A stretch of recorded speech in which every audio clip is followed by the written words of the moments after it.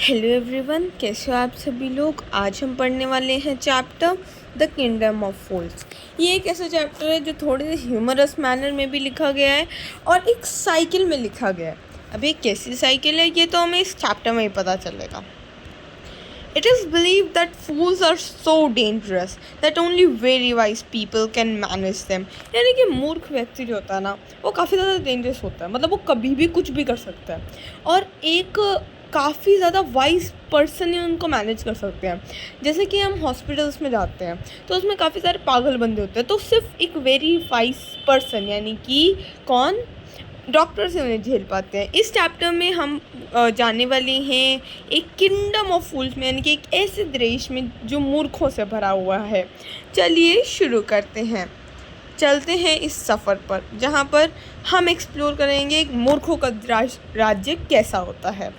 In the kingdom of fools both king and the minister were idiots. यानी कि अब ये किंगडम ही है फूल्स का, तो जो उसको किंग था और उसका जो इतना भी मिनिस्टर्स थे, यानी कि उसका एक मिनिस्टर दिखाया गया है, सारे ही इडियट्स थे। They didn't want to run things like other kings, so they decided to change night into day and day into night. They ordered that everyone should be awake at night, till their fields and run their businesses only after dark, and go to bed as soon as the sun came up। यानी कि उनको क्या करना था, उनको दूसरे king से अलग रहना था। जैसे होता है ना, उनको एक एग्जाम्पल सेट करना था। ठीक है, मूर्ख तो वो थे ही थे, तो उन्होंने अपने पराक्रम यानी कि अपने अच्छी डीड्स कर कर अपना एग्जाम्पल सेट नहीं करा। उन्होंने सोचा कि हम अलग करते हैं दूसरों से। उन्होंने क्या किया, डे को क्या बना दिया, नाइट बना दिया। तो अब जितने भी काम डे में होते थे वो सारे नाइट में होने लग गए उनके किंगडम में। जैसे कि जितने भी जैसे बिजनेसेस रन करने होते थे, तो जैसे यहाँ पर तो हम सनराइज़ के बाद करते हैं, वो सनसेट के बाद करते थे। ठीक है, जितने भी कैटल्स जो है गेज वगैरह करती थी, ठीक है, वो सारी जो थी नाइट में ही करती थी। कैटल्स को भी ये पता रहता था कि हाँ, हमको अगर हमने इसको डिसऑबे किया तो हम पनिश कर दिए जाएंगे, और पनिशमेंट क्या थी, डेथ की थी। The people did as they were told for fear of death. यानी कि पीपल को ये अच्छा तो नहीं लगता था, लेकिन डेथ है भाई, मौत से सबको डर लगता है। The king and the minister were dilated at the success of the project. ये किंग और मिनिस्टर को फिर बड़ा अच्छा लगता था कि लोग हमारी बात मांग रहे हैं, इतनी मूर्ख बात भी लोग हमारी मान रहे हैं। क्योंकि पावर जिसके पास होती है ना, क्योंकि पहले चलती थी मोनार्ची, तो अब पावर जिसके पास होती थी वो सब कुछ भी कर सकता था और दूसरों को उसकी बात माननी पड़ती थी, और वो अपना आराम से शासन करता था। One day a guru and his disciple arrived in the city. It was a beautiful city.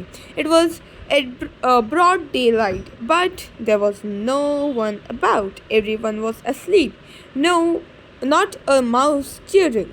Even the cattle had been taught to sleep by day। यानी कि सब कुछ वहाँ पर, सारे वहाँ पर सो रहे थे। Not even a single mouse stirring, यानी कि इधर से उधर कोई एक माउस भी नहीं इधर उधर चल रहा था, क्योंकि उसको भी डर था कि उसको किंग अगर वो घुमा तो किंग उसे मार देगा। कैटल भी सो रहे हैं डे में। Two strangers were amazed. अब वो हैरान हो गए भाई, हैरान परेशान, ये कैसे हो गया। The two strangers were amazed by what they saw around them and wandered around town till evening. यानी कि वो इधर उधर घूमने लगे। फिर when suddenly the whole town woke up and went about its nightly business. यानी कि अब जो है रात हो गई थी, जैसे वो घूम वगैरह रहे थे, रात हो गई, और फिर उन्होंने क्या देखा कि अब इन्होंने सब ने अपने बिजनेसेस शुरू करे हैं। The two men were hungry. Now shops were open. They went to buy some groceries। यानी कि अब उनको ऐसा लगा कि अब वो इधर उधर घूम रहे थे, कोई था नहीं, तो अब उनको भूख लग गई और वो शॉप्स ओपन थी, तो वो गए कुछ ग्रोसरीज वगैरह खरीदने, यानी कि कुछ अपनी सब्जी वगैरह खरीदने गए। टू देयर एस्टॉनिशमेंट, यानी कि टू देयर सरप्राइज। एस्टॉनिशमेंट का मतलब होता है बेसिकली सरप्राइज। ठीक है, to their astonishment they found everything cost the same. यानी कि सब कुछ वहाँ पर एक डूडू को मिल रहा था। अब एक डूडू यहाँ की करेंसी होती है, ठीक है, जैसे अपनी रुपीज़ है ना, वैसे वहाँ की करेंसी थी। अब सब कुछ वहाँ 1 रुपये का मिल रहा है। Whether they bought a measure of rice, यानी चाहे कितने भी बड़ी चीज़ खरीद लो, चाहे कितनी ही छोटी चीज़ खरीद लो, सब कुछ 1 डूडू का मिलता था नहीं kingdom of fools. The guru and his disciple were delighted. They had never heard anything like that. They could buy all the food they wanted for a rupee. यानी कि 1 रुपये में उनको सारा कुछ जितना भी वो चाहते थे वो सब कुछ मिल जाता. When they had cooked and eaten, जब उन्होंने खा पी लिया अपना सब कुछ, ठीक है, the guru realized this is a kingdom of fools which and it wasn't a good idea for them to stay there. अब जो है गुरु बहुत ज़्यादा वाइस है, तो उन्होंने बोला कि ये जो है मूर्खों का राज्य है, देखो भाई, और ये बिल्कुल भी अच्छी चीज़ नहीं है हम जैसे समझदारों के रोकने के लिए, क्योंकि यहाँ पर कुछ भी हो सकता है. This is no place for us, यानी कि ये हमारे लिए कोई मतलब की जगह नहीं है, चलो चलते हैं. He said to his disciple. Disciple का मतलब होता है कि उसने अपने शिष्य को कहा. But the disciple didn't want to leave. वो greedy हो गया था disciple, ठीक है, उसको लगा कि भाई इतना चीप यहाँ पर फूड मिल रहा है, ठीक है, सब कुछ जितना भी वो चाहता है खाओ पियो ऐश करो, और किसी को क्या ही चाहिए, ठीक है, सब कुछ एक डूडे में मिल रहा है, तो वो यहीं पर रहने का उसने निश्चय करा.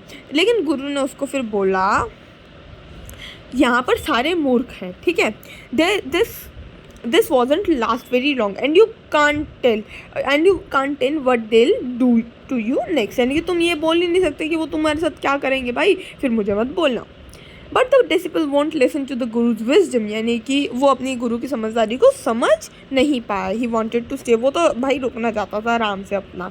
The guru finally gave up and said, do what you want. I'm going. अब गुरु ने भी काफ़ी समझाया उसको, लेकिन फिर वो नहीं मानना, इतना ग्रेडी हो गया वो. तो गुरु ने कहा तुझे जो करना है कर, मेरे हिसाब से मैं जा रहा हूँ, और वो चले गए. The disciple stayed on, ate his fill and every day. यानी कि ate his fill मतलब वो अपना आराम से मस्त खाना खाता था, भर पेट खाना खाता था, बनाना खाता था, घी खाता था, राइस खाता था, गेहूँ मस्त खाता था, पीता था, सोता था, बिजनेस रन करता था, क्योंकि सब कुछ एक डूडू का था. Grew fat like a street side scattered bull, यानी कि भैंस की तरह वो मोटा हो चुका था खा खा के. वन ब्राइट डे, अब एक यहाँ से मेन स्टोरी शुरू होती है, ये था बेस स्टोरी का, यहाँ से मेन स्टोरी शुरू होती है. वन ब्राइट डे यानी कि दोपहर के समय में एक थीफ जो था, एक चोर जो था, एक मर्चेंट के घर में घुस गया. He had made a hole in the wall, यानी कि उसने छेद बनाया होल में ताकि वो अंदर जा सके, और वो अंदर चला गया.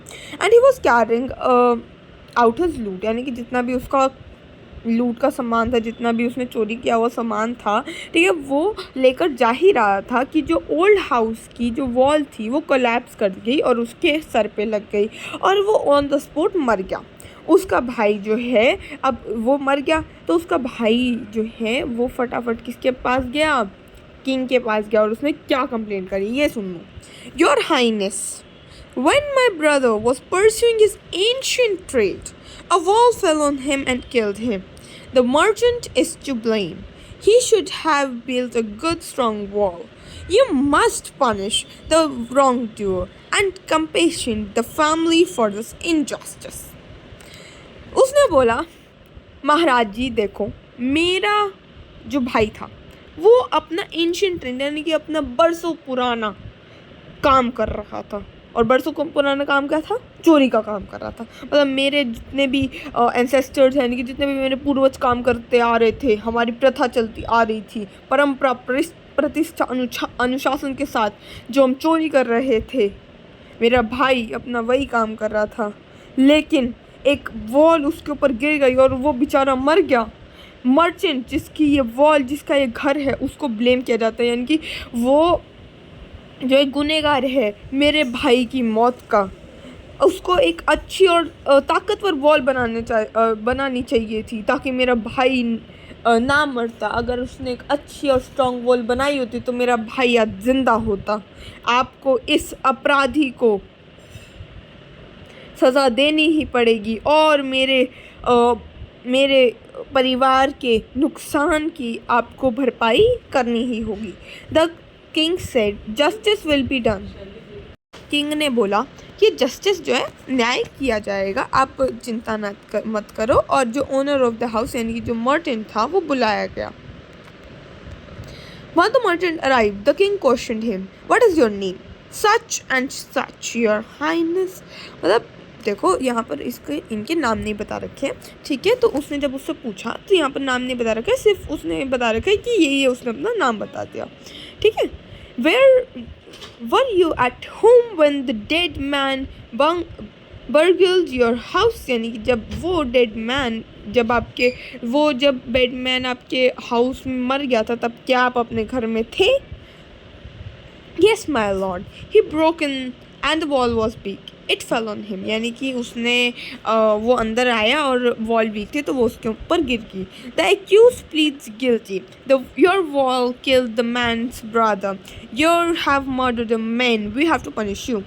ठीक है, तो उसने बोला कि जो एक्यूज यानी कि जिसके ऊपर आरोप लगाया गया था वो अब गुनहगार साबित होता है। तो एक्यूज का मतलब क्या होता है? एक्यूज का मतलब होता है जिसके ऊपर कोई आरोप लगाया जाता है, और गिल्टी का मतलब होता है जो आरोपी होता है, ठीक है, जिसके जो मतलब प्रूफ हो चुका है कि हाँ ये तो मतलब ये अपराधी है, यानी कि ये चोर है, ठीक है, यानी कि ये क्रिमिनल है, ठीक है, वो गिल्टी होता है। तो उसने बोला कि तुम्हारे जो वॉल थी उसने मैन को किल कर दिया और तुमने एक मैन को किल किया है, ठीक है, तो तुम्हें पनिश किया जाएगा। Lord said helpless merchant, I didn't put up the wall, it's really the fault of the man who built the wall, he didn't built it right, you should punish him. उसने बोला कि भाई मेरी कोई गलती नहीं है, ठीक है, जिसने इसको बनाया उसको बुलाओ। उसने किंग ने फिर पूछा कि वो कौन है? उसने बोला कि मेरे माय लॉर्ड यानी कि माय हाइनेस, मेरे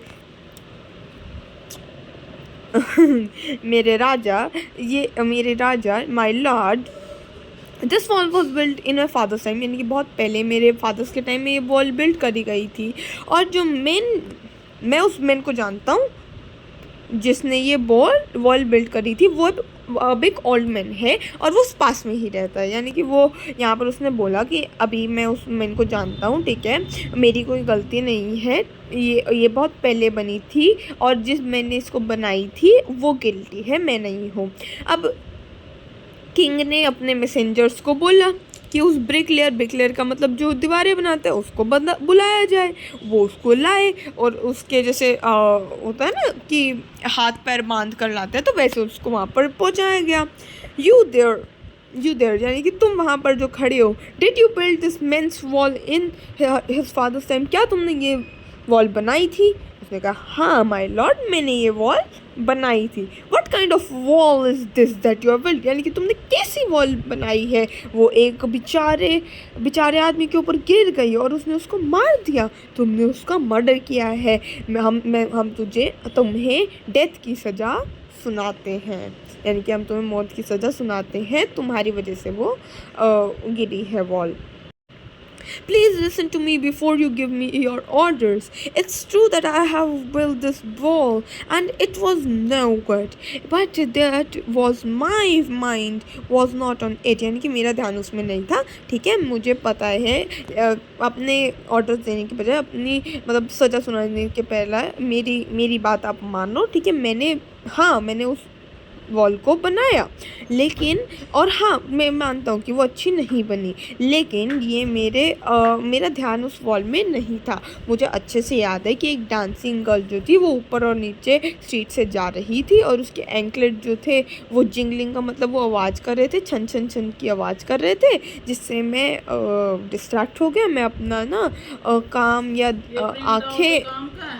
अब उसने बोला कि मेरा ना ध्यान नहीं था ऐसा बनाने में, तो ठीक है, उस लड़की की वजह से मेरा ध्यान नहीं था, वो छन छन करती हुई जा रही थी, तो आपको ना उस डांसिंग गर्ल को बुलाना चाहिए, ठीक है। अब और मुझे पता है, आपको पता है, मुझे पता है कि वो कहाँ पर रहती है, मैं उसको बुला के लाता हूँ। बहुत केस डीप हो गया। अब किंग कहता है कि हमें तो इसको देखना पड़ेगा भाई, ये तो काफ़ी ज़्यादा कॉम्प्लिकेटेड केस है, हम तो इसे सुलझा ही नहीं पाएंगे, जाओ जल्दी से डांसर को बुला के लाओ जहाँ पर भी वो रहती है। The dancing girl now an old woman, अब भाई बहुत पहले के टाइम बहुत पहले के टाइम की बात ये है। तो अब वो ओल्ड वुमन बन चुकी थी। केम ट्रैम्बलिंग टू द कोर्ट, मतलब वो मतलब ट्रैम्बलिंग है ना कि बुढ़ी अम्मा की तरह आ रही थी ऐसे वो आ रही थी। Did you walk up and down the street many years ago, यानी कि तुम क्या उस स्ट्रीट के ऊपर और नीचे घूम रही थी, तुम्हें क्या याद है ये? while the poor man was building a wall, did you see him? यानी कि वो कह रही है कि क्या तुम उस टाइम पे ऊपर और नीचे घूम रही थी जब ये बूढ़ाऊ आदमी, यानी कि जब ये बेचारा आदमी अपना काम कर रहा था। Yes, my lord, I remember it very well. तो उसने बोला हाँ मुझे याद है, मैं ये कर रही थी।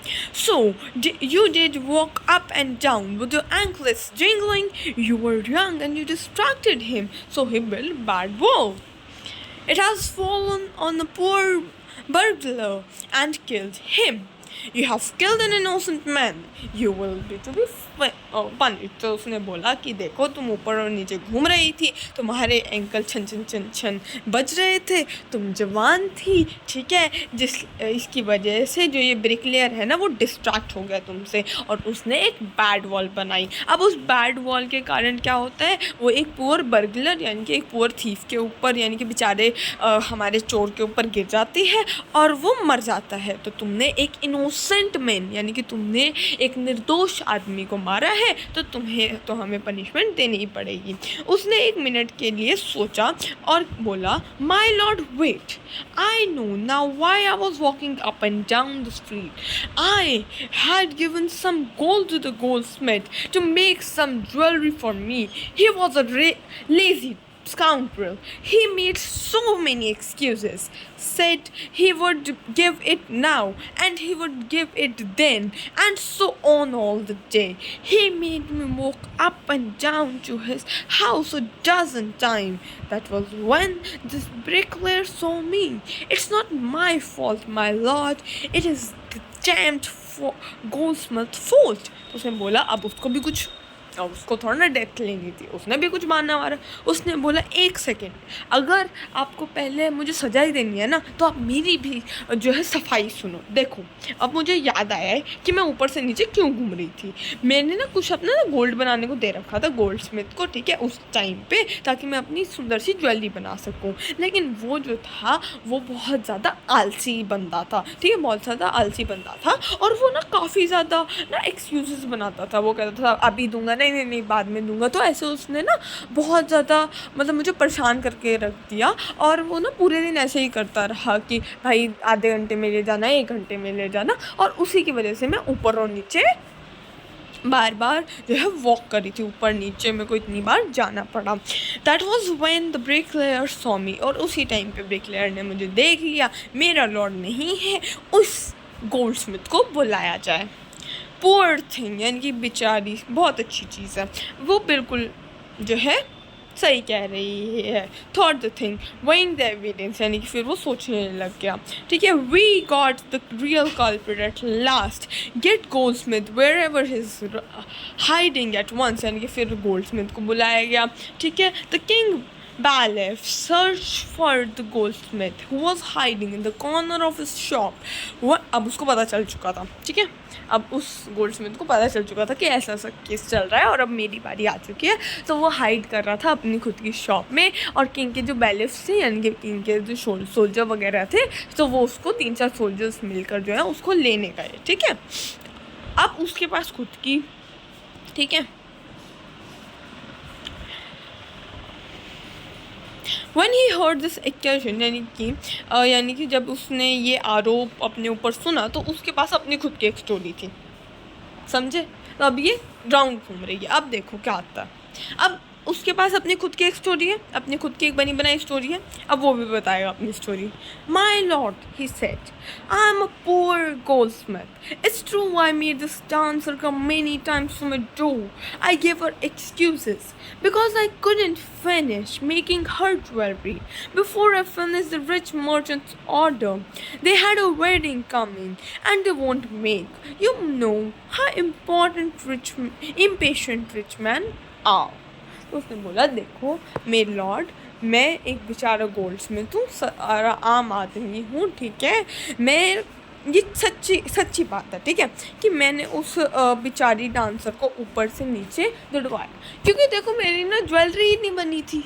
मेरे को जो एक रिच मर्चेंट था, ठीक है, और रिच मर्चेंट ने मुझे एक ज्वेलरी बनाने को दी थी, उनके घर में शादी थी, तो इस वजह से मैं उनकी ज्वेलरी बनाने में व्यस्त था, ठीक है, और मैंने इस वजह से मैं नहीं बना पाया इस बेचारी की। और अब आपको उसको रिच मर्चेंट को बुलाओ, मैं तो बिल्कुल इनोसेंट हूँ, ठीक है। Who is the rich merchant who kept you?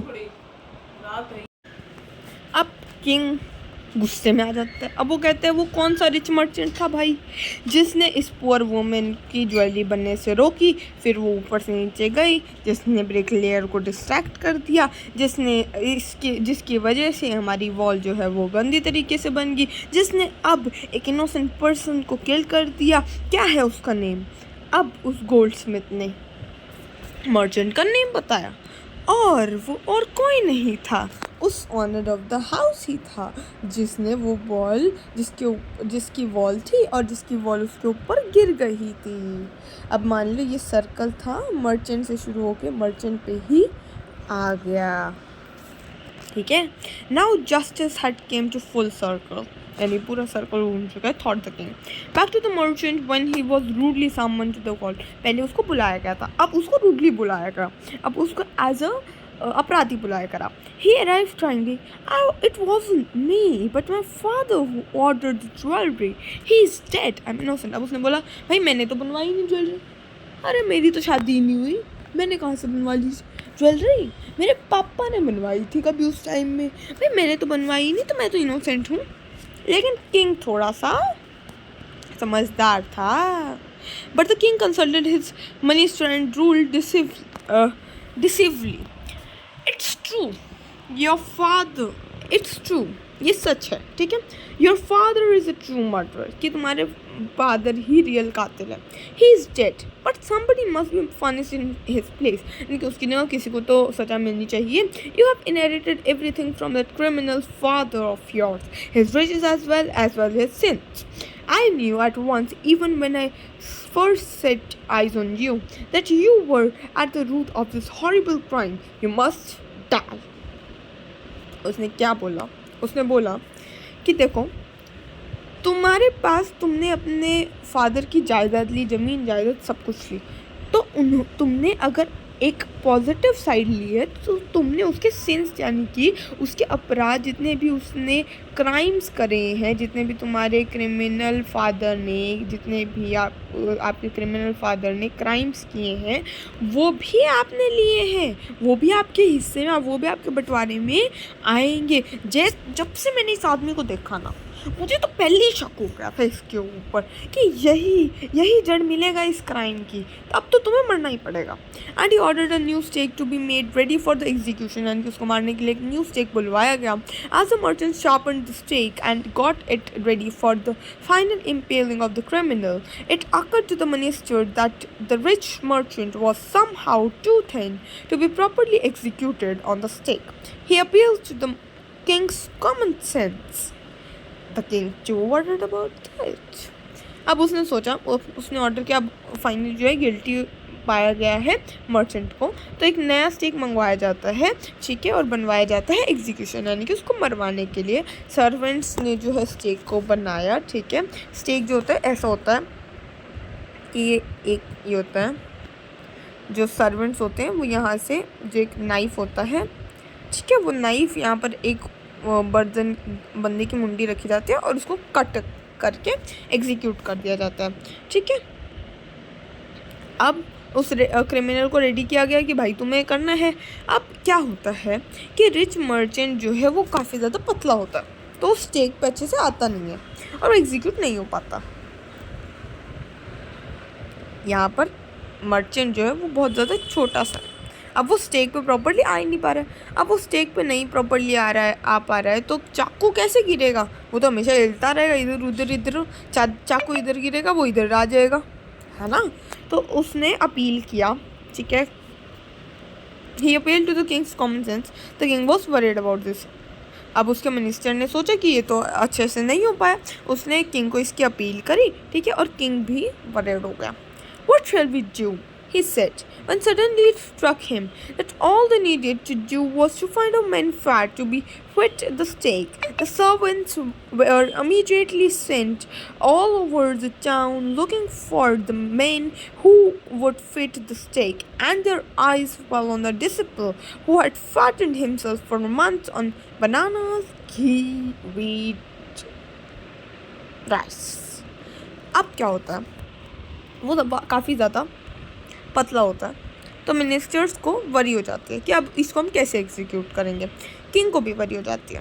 फिर किंग की कॉमन सेंस मूर्ख है, ऑब्वियसली, देखो बहुत मूर्ख है ये, तो उसने सोचा अब हमें क्या चाहिए, हमें सिर्फ एक मोटा पर्सन चाहिए, उसका दोष हो ना हो कुछ फ़र्क नहीं पड़ता। और चैप्टर की स्टार्टिंग में हमने क्या पढ़ा था कि जो गुरु का शिष्य था वो एक डूडू में खा खा के मोटा हो चुका था, उस शिष्य को पकड़ा गया और लाया गया। अब वो स्टेक के लिए उसको रेडी किया गया। What have I done wrong? I'm innocent. I'm सन्यासी कि मैं सन्यासी हूँ, भाई मैंने क्या किया है? That may be true, but it's royal decree that we should find the men fun enough to fit the stake. यानी कि ये हमारी मजबूरी है भाई कि हमें एक ऐसा पर्सन तो चाहिए भाई, कि हम इतना मोटा पर्सन चाहिए कि वो स्टेक पे फिट हो जाए। And carried him to the place of execution. He remembered his wise guru words. This is a city of fools. You don't know what they will do next. While he was waiting for the death, he prayed to his guru in his heart, asking him to hear his cry where he was. The guru saw everything in his vision. He had magic powers. He could see far, and he could see the future as he could see the present and the past. He arrived at once to save his disciple who had got himself into such a scrape, though through love of food. देखो अब basically क्या करा, उसको बुलाया गया कि तू ला भाई। अब उसने बोला कि भाई मैंने क्या किया, मैं तो एक सन्यासी हूँ। अब उसने किंग ने उसको बोला कि ठीक है हम मानते हैं, लेकिन ये हमारी मजबूरी है, ये रॉयल ऑर्डर्स है कि हमें एक ऐसा पर्सन ढूंढना है जो कि इतना मोटा हो कि वो स्टेक के ऊपर लग जाए।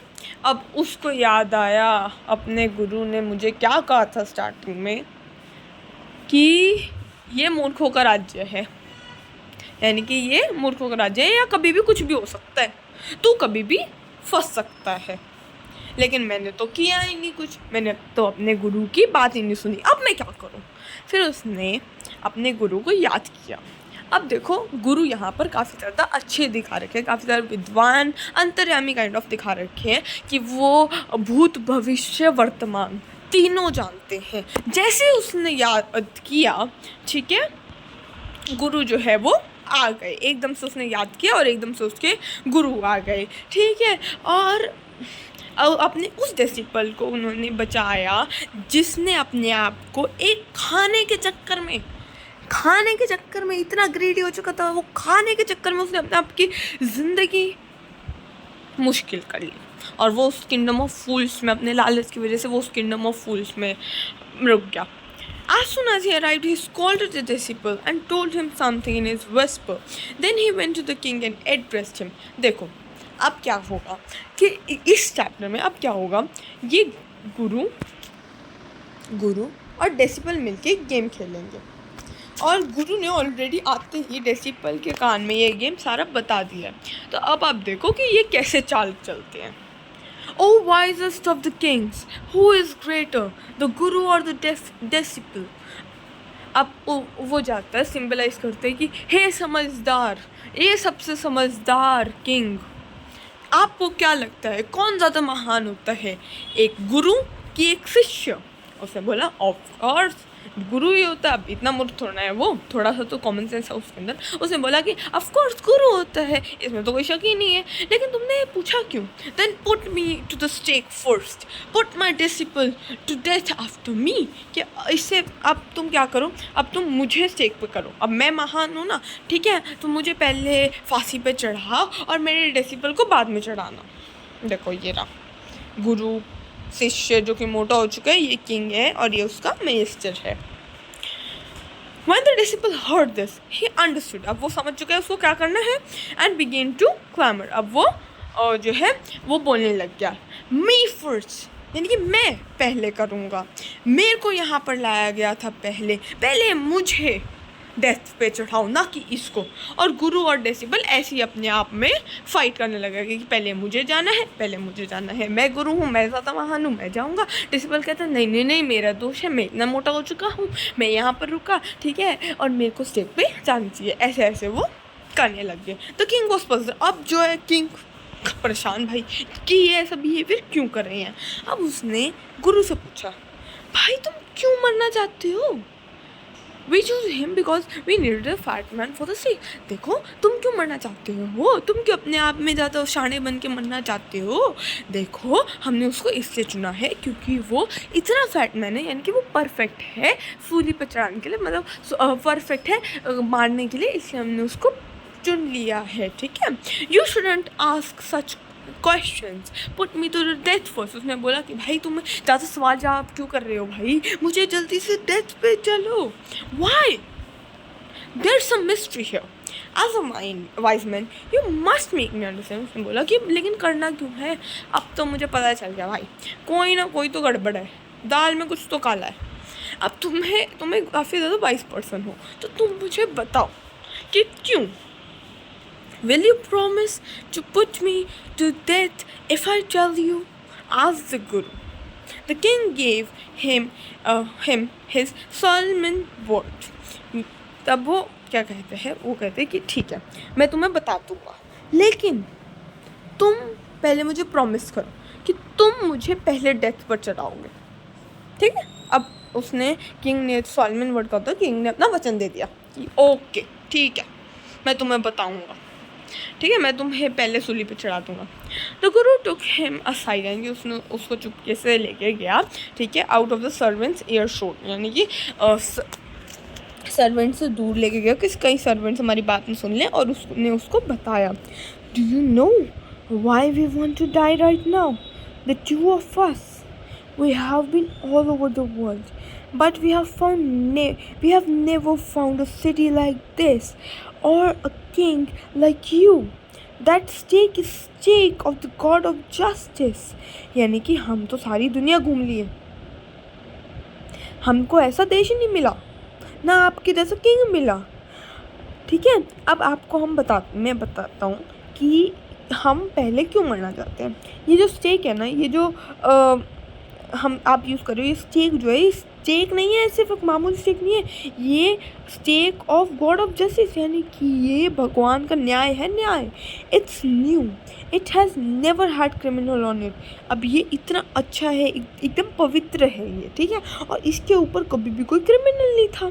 जो भी पहले मरेगा वो किंग बनेगा इस कंट्री का, और जो भी बाद में मरेगा वो मिनिस्टर बनेगा। तो इसने सिंपली क्या कहा कि जितना भी ये आप स्टेक कर रहे हो ना, तो इसकी ये बहुत ज़्यादा पवित्र है, ठीक है, ये बहुत ज़्यादा लाइक एक्स्ट्रा ऑर्डिनरी है, ठीक है, गॉड ऑफ जस्टिस है, यानी कि भगवान ने इसे बनाया है, ठीक है, और इसके पास इसके ऊपर कभी भी कोई क्रिमिनल नहीं चढ़ा है। जो भी पहले डाई करेगा, ठीक है, तो जो भी पहले डाई करेगा वो किंग बन जाएगा, फिर जो भी बाद में डाई करेगा, ठीक है, इस स्टेक पर वो मिनिस्टर बन जाएगा, उसके बाद ऑन सो ऑन छोटी छोटी पोजीशन लगती रहेगी।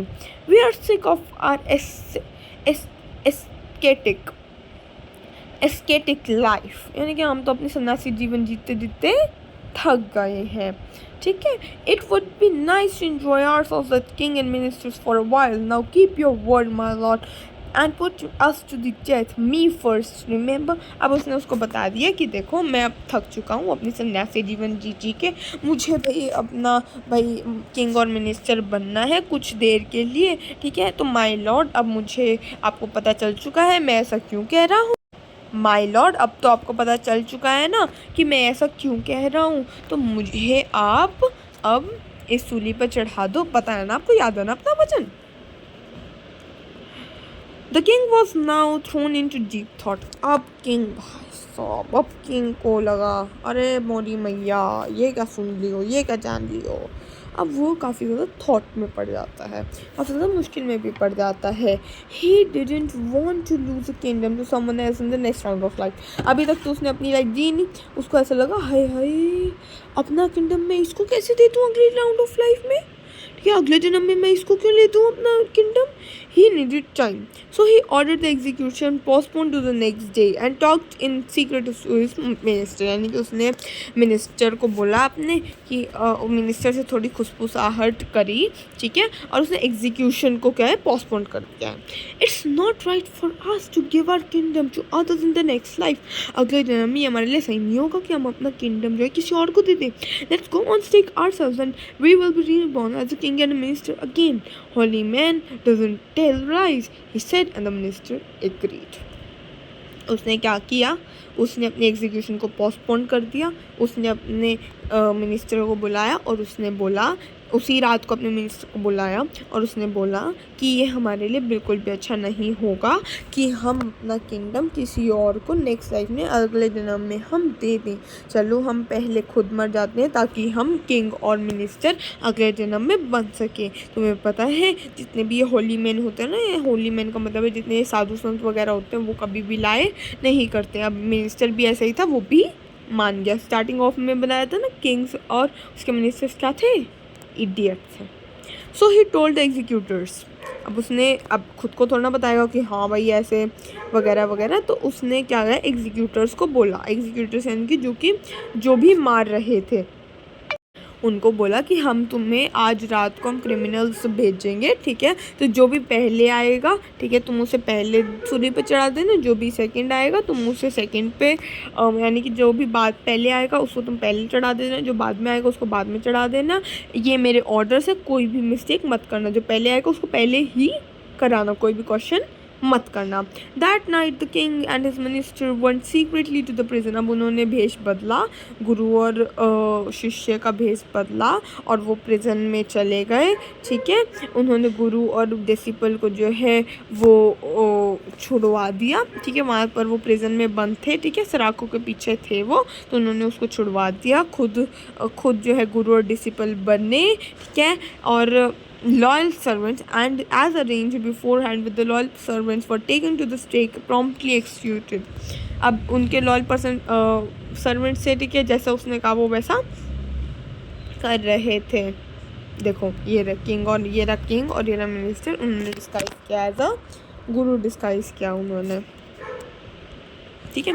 when bodies were taken out, अब क्या हुआ देखो, अब क्या होता है, वो दोनों जाते हैं, ठीक है, सीक्रेटली जाते हैं, गुरु और डिसिपल को रिलीज़ करते हैं, खुद जो उनके कपड़े निकाल के बैठते हैं और जैसा कि कहा गया था उनको, उनके लॉयल सर्वेंट्स को, उनके जो है सोल्जर्स को या सिपाहियों को जो भी एग्जीक्यूट वगैरह करते थे, जो भी मशीन वगैरह चलाते थे, जैसा उनको कहा गया था उन्होंने वैसा ही किया और पहले किंग एग्जीक्यूट हुआ, बाद में मिनिस्टर एग्जीक्यूट हुआ। अब जब सुबह हुई, ठीक है, सुबह हुई, सारे इधर उधर जाने लगे। One the bodies were taken out. अब जैसे ही बॉडीज़ टेकन आउट हुई, यानी कि बॉडीज़ जब आई, सारे हैरान हो गए।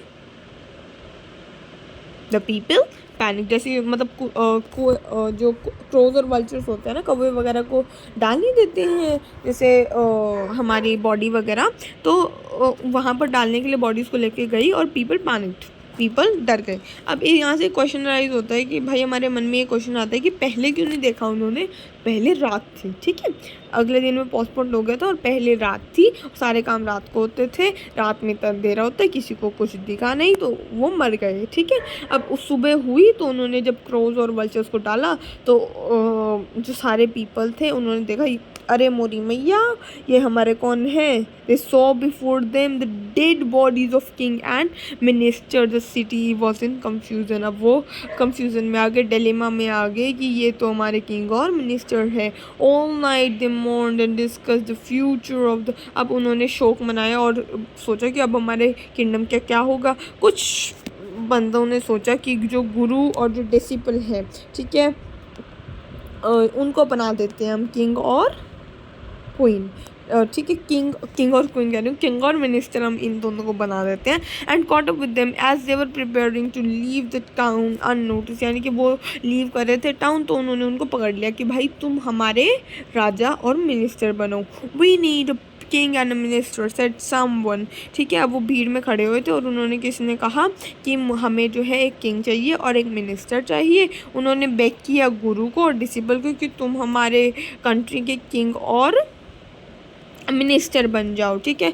अब I didn't take any arguments, अब जो था, अब डेसिमल को मज़ा आने लग गया। उसने बोला अरे भाई ये तो पेड़ चल के, यानी कि ये तो खुद ही मेरे पास सफलता चल कर आ रही है। तो डेसिपल ने जो है कोई भी आर्ग्यूमेंट्स नहीं करे, ठीक है, और वो अब आराम से मान गया, ठीक है, टू परस्यू द डेसिपल, यानी कि जो डेसिपल था ना, डेसिपल, उसको मनाने के लिए ज़्यादा आर्गूमेंट्स नहीं लगे, यानी कि ज़्यादा चीज़ें नहीं लगी, ठीक है। But it took longer to persuade the guru, यानी कि गुरु को मनाने के लिए लेकिन टाइम लग गया। डेसिपल तो जब वो था, वो पहले ग्रीडी था, वो पहले ही मान गया, लेकिन जो गुरु है उसको मनाने में उनको टाइम लग गया। They finally agree to the rule that the kingdom of foolish, अब उन्होंने कुछ कंडीशंस वगैरह अलग रखी कि जितने भी सिली मिनिस्टर ने पहले रूल्स बना रखे थे वो जो है अब उसे चेंज करेंगे, ठीक है। And persuaded the guru, they finally agree to rule the kingdom of foolish king and silly ministers on a condition they would change all the old laws, यानी कि वो सारे ओल्ड लॉज जो है वो चेंज कर देंगे तभी वो बन पाएंगे, नहीं तो वो नहीं बनेंगे। लेकिन उसके बाद उन्होंने मान ही लिया, अब उनके पास कोई चारा ही नहीं था बेचारे बंदों के पास, तो उन्होंने उसकी बात मान ही ली। फ्रॉम देन ऑन, तब से वहाँ पर क्या होता है, नाइट बन गई, डे बन गया, ठीक है। और आपको एक डूडू को, यानी कि 1 रुपये के सिर्फ एक टॉफ़ी के अलावा और कुछ नहीं मिलेगा। वो एक अदर प्लेस की तरफ बन गई, ठीक है। यहाँ पर देखो, ये यहाँ पर हमारी स्टोरी जो है वो ख़त्म हो जाती है। ग्लोसरी में बैलिफ क्या होता है, एक लॉ ऑफिसर होता है, ठीक है, लॉ ऑफिसर्स वगैरह होते हैं। और स्क्रैप का मतलब होता है एक डिफ़िकल्ट सिचुएशन, ठीक है, जिसके अंदर डाल दिया जाता है एक पर्सन को। देखो अब अगर हम इस चैप्टर को देखें तो इसको अगर मैं समराइज़ करना चाहूँ, ठीक है, अगर मैं इसकी एक ब्रीफ समरी देना चाहूँ आपको, तो क्या होता है, मर्चेंट को बुलाया जाता है। अब एक इस सर्कल में चलता है ना चैप्टर, गुरु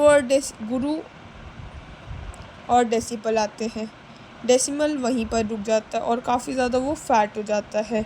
फिर होता है एक क्राइम का शुरू, एक चोर के ऊपर गिर जाती है। अब ये नहीं था कि चोर चोरी कर रहा था, कुछ नहीं कर रहा था, उनको उससे कोई मतलब नहीं था, ठीक है, उनको उससे कोई मतलब नहीं था। उनको बस ये लगा कि चोर के ऊपर दीवार गिरी, कोई बंदा मरा, मर्चेंट को बुलाया गया, ठीक है, मर्चेंट को बुलाया गया कि हाँ भाई तुम्हारे घर की दीवार थी, तुम्हारे घर की दीवार गिर गई, तुम जो है पनिश किए जाओगे। फिर मर्चेंट ने बोला नहीं मैंने थोड़ी ना दीवार बनाई है, ब्रिकलेयर ने भी दीवार बनाई है, तो ब्रिकलेयर को बुलाया जाता है। फिर ब्रिकलेयर ने बोला हाँ मैं जानता हूँ कि मैंने गंदी दीवार बनाई, लेकिन मैंने डांसिंग गर्ल की वजह से गंदी दीवार बनाई। फिर डांसिंग गर्ल को बुलाया जाता है। फिर डांसिंग गर्ल कहती नहीं माय लॉर्ड मेरी कोई गलती नहीं है। जो गोल्डस्मिथ है ना, गोल्डस्मिथ, उसने मुझे ऊपर और नीचे दौड़ाया, तभी ये बेचारा मैन डिस्ट्रैक्ट हो गया और उसके ऊपर, चोर के ऊपर ये दीवार गिर गई, ठीक है। फिर जो डांसिंग गर्ल जो है वो गोल्डस्मिथ के ऊपर आरोप डालती है और गोल्डस्मिथ क्या कहता है कि भाई ये जो मर्चेंट है ना, इसका पिताजी मुझसे ना ज्वेलरी बना रहे थे। अब फिर घूम फिर के बात किस पे आ जाती है, मर्चेंट पे आ जाती है कि भाई तुम्हारे पापा ने ऐसा क्यों करा, तुम्हारे पापा की वजह से मरे हैं। अब देखो फिर उन्होंने बोला कि अगर तुम अपने फादर की सारी ज़मीन जायदाद दे रहे हो तो तुम अपने क्रिमिनल फादर का क्या लो, घर भी लो। तुम्हारे जितने भी क्रिमिनल फादर ने क्राइम्स लिए उसके भी तुम ही रिस्पॉन्सिबल होगे, ठीक है। तो ये सर्कल घूम के आ जाता है स्टोरी का। फिर डेसिबल, अब वो जो मर्चेंट होता है उसको फाइनली स्टेक पे लगाया जाता है, लेकिन वो काफ़ी ज़्यादा पतला निकलता है उस स्टेक के लिए, ठीक है। फिर उसके गुरु और डेसिबल पाया जाता है, ठीक है। डेसिबल को बुलाया जाता है क्योंकि वो स्टेक पे बिल्कुल फिट बैठ रहा था, ठीक है, बहुत फिट बैठ रहा था, इस वजह से उस डेसिबल को भी बुलाया जाता है। डेसिबल को स्टेक पे चढ़ाने ही वाले होते हैं कि डेसिबल का क्या आ जाता है, डेसिबल का गुरु आ जाता है। फिर गुरु और डेसिबल की लड़ाई मच जाती है कि मैं पहले स्टेक पे चढ़ूँगा, मैं पहले स्टेक पे चढ़ूँगा। वो उसको जो है बहकावे में डाल देते हैं किंग को कि भाई जो भी पहले जाएगा वो किंग बनेगा, जो बाद में जाएगा वो मिनिस्टर बनेगा। इस चक्कर में किंग और मिनिस्टर खुद ही चले जाते हैं स्टेक पर, ठीक है। फिर जब वो खुद पहले जो है किंग जाता है, उसके बाद मिनिस्टर चला जाता है, ठीक है। फिर जब वो लाइक डेड बॉडीज़ को लेके जाते हैं वो, तो उन्हें पता चलता है अरे मोरी मैया ये क्या देख लियो, जो उनके पीपल होते हैं वो अरे मोरी मैया ये क्या देख लियो, हमारे किंग और किंग जो है उस स्टेक पे कैसे लग गए। अब उनको अपने फ्यूचर की, भाई ऐसे थोड़ा ना राज्य चलता है, उनको अपने फ्यूचर की टेंशन होने लगी। तो उन्होंने गुरु और डेसिबल को कहा, ठीक है। गुरु और डेसिबल तो भाई समझदार बंदे थे, उन्होंने दिन को दिन बना दिया और रात को रात बना दिया। तो इस स्टोरी का बेसिकली मोरल होता है कि हमें अपने वाइस पर्सन्स की बात माननी चाहिए, और हमें से ये भी लेसन मिलता है कि भाई अगर आपको दूसरों से अलग बनना है, अगर आपको दूसरों से अलग बनना है तो ज़रूरी नहीं है आपको अतरंगी चीज़ें करनी पड़ेंगी। आप एक एग्ज़ाम्पल सेट करो, आप वो चीज़ें करो जो दूसरे नहीं करते, एक पॉजिटिव मैनर में। ये नहीं कि तुम कुछ भी कर दोगे, समझ में आया? ये नहीं कि तुम कुछ भी कर दोगे। तो ये था हमारा चैप्टर, काफ़ी बड़ा चैप्टर था लेकिन काफ़ी ज़्यादा इंटरेस्टिंग वगैरह चैप्टर था। एक आप इसके ना A.K. रामानुजन फोक से ये फोक टेल जो है हमारी ली गई है, ये इसके राइटर का नाम है या जो भी है इसके बुक वगैरह का नाम है, इसको याद कर लेना, हो सकता है कि प्रॉस एक्सट्रैक्ट के रूप में आ जाए। ओके, सो मैंने हर एक चीज़ का यहाँ पर मीनिंग तो आपको समझा दी है, ग्लॉसरी भी थी अपने पास नीचे, वो भी मैंने आपको समझा दी है। वैसे तो ये काफ़ी कम वर्ड दे रखे हैं लेकिन हाँ ठीक है, हमें आपको सब कुछ समझा दिया है। Okay bye.